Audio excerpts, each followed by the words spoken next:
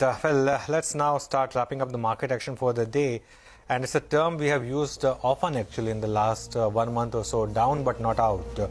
And today was one such day. Yes, the Nifty was down 84 points, but 84 points, 0.5% is really par for the course.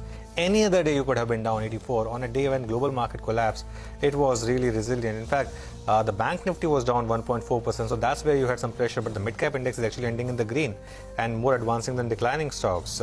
In terms of index stocks, well, the big pressure came from banks and financials, so HDFC Bank, HDFC, Axis, ICICI, Kotak, and Reliance, of course, putting in some pressure along with Infosys. On the way up, you had FMCG once again, Titan, Lever, Asian Paints, ITC, Britannia. I mean, this really has been phenomenal space to be over the last few weeks or so.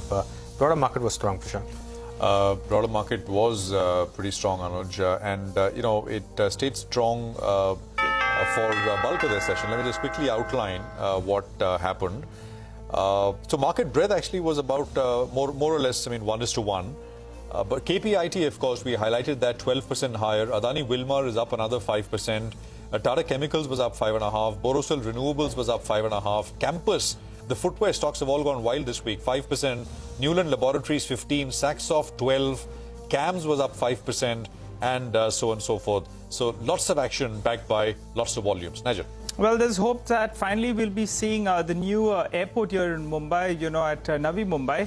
So you had stocks like Jacob that were up and about. You had Reliance, Indus Infra as well, that was up close to around 2.5%. Both of them did pretty well.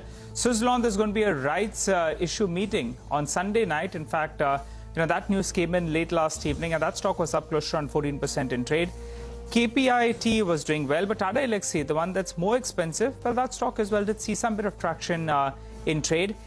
SP Apparel, we had the management who was talking about a 15 to around 20% revenue growth with margins at around 18%. They say that they're catering to the kids section.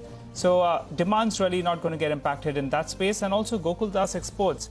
Brokerage quite confident on that particular name. And that one as well was up close to around 5.5% or thereabouts. So to wind things down, the Indian markets outperformed yet again. We ended in the red, but in fact we pulled back and we were big outperformers in comparison to the globe. The real strength was seen in the mid-cap index, with the index ending high with a gain of around 0.3% and more advancing stocks than declining stocks. Well, that gives you a sense of the strength that we've seen in our own markets.